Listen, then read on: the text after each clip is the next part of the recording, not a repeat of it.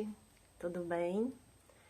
Meu nome é Daniela Pimentel, sou psicanalista e há um ano eu defendi o mestrado na UFMG sob orientação da Márcia Rosa, tendo como tema, de pesquisa as famílias, que é um campo de pesquisa que a Márcia já vem trabalhando há algum tempo. Bom, essa pesquisa tem como mote, a literatura, Então, eu tomo um pouco a literatura como uma espécie de criação artística, como uma matéria-prima para a gente pensar um pouco a psicanálise, a clínica, E aí, eu me encontrei, então, durante esse tempo de estudo, com duas obras do Dostoiévski. A primeira delas foi Os Irmãos Karamazov, e a segunda, O Adolescente.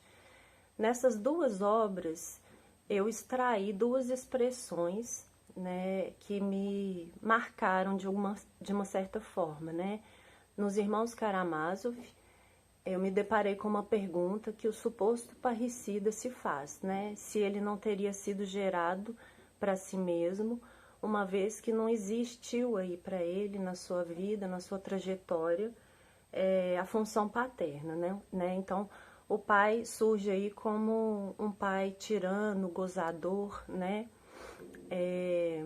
E no adolescente, eu me encontrei com uma outra expressão também, que é a família acidental, ou família casual.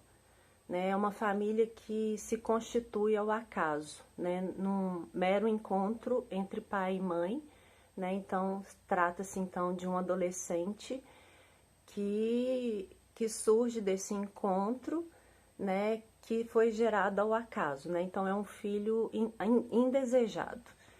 Então, o adolescente, esse romance do Dostoiévski, o penúltimo romance que ele escreveu na sua carreira, depois é Os Irmãos Karamazov, ele é uma autobiografia de um personagem, É o ponto de onde esse adolescente chega para formular a sua ideia de família acidental, a partir de uma construção do seu romance familiar, com aquilo que existe de mais abjeto, imoral, inacabado, em última instância, de infamiliar, Então, esse ato de escrever seu mito individual é o que vai sustentar uma imagem de si, e uma constituição de si.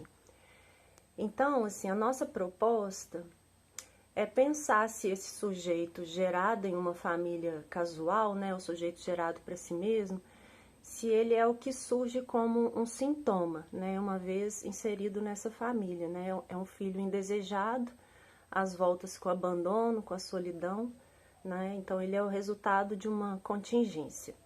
Então, os efeitos que esse sujeito recolhe na sua formação, até o período da adolescência, ele tem como resultado, um sintoma que é o isolamento. Então, nós vamos percorrer um pouquinho isso, Então, a gente tem essa ideia, de articular essas expressões, tendo em vista que uma nomearia um modo de gozo, que a outra esclarece pela ideia de ter nascido numa família casual. Então, a gente vai rastrear a importância do papel das indagações que acometem grande parte das crianças, e que é reatualizada depois da fase de latência na adolescência, Então, por meio do romance, a gente vai discutir sobre a resposta que a criança vai inventar ao que existe de sintomático nessa estrutura familiar.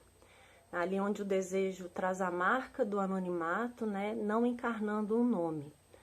Então, a pergunta que orienta é uma indagação sobre a causa, Residiria aí o que Dostoiévski nomearia como um sujeito gerado para si mesmo, E em que medida esse sujeito garantiria o estatuto de uma família acidental ou família casual. O romance, então, ele vai retratar essa busca do adolescente sobre quem ele é, como ele nasceu, para quem, como foi possível ele se salvar, Então, ele se refere a um não saber, Bom, a gente poderia partir de uma perspectiva do narcisismo primário para pensar esse sujeito, é um sujeito cuja satisfação ele encontraria em si mesmo. Então eu entro numa discussão sobre o amor a si mesmo, o amor à humanidade, que vai estar lá no Lacan, no Seminário 7, né? E para pensar também que se a gente está inserido numa cultura do narcisismo, como muitos autores propõem, né? Se o sujeito ele se acredita gerado para si mesmo, fora da tradição, fora da descendência, né? Como é que isso se daria, né? Será que é isso mesmo? Bom, o Lacan vai dizer que não, né? Que com a teoria do estágio do espelho, né? Ele vai inverter essa lógica do narcisismo primário para introduzir a alteridade, o outro, né? Então, nesse sentido, a imagem garante sua condição paradoxal, né? Pois a imagem de que se trata no estágio do espelho, ela é ao mesmo tempo a imagem de si e uma imagem outra. Bom, então a questão que orienta esse personagem, né, o personagem Arkady, guia toda essa investigação e é o que a gente mais se depara na nossa clínica, né, que é desvelar o lugar que o sujeito ocupa no desejo dos pais, né, esse ponto obscuro de um desejo anônimo. Então ele se pergunta, em última instância, o que especificou a união dos seus pais, né, e o que a gente conclui é que ele vai se encontrar com uma impossibilidade, né? Qual que é essa impossibilidade? De ser gerado para si mesmo.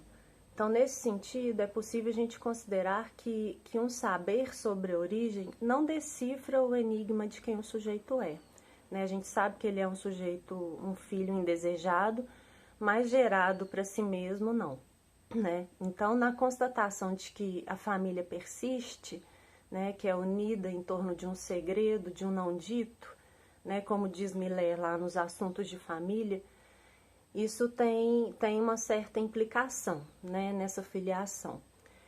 A despeito de todo um movimento pela abolição da família, que a gente encontra lá na nota sobre a criança, né, com as utopias comunitárias, essa pesquisa vai se encontrar justamente com o contrário.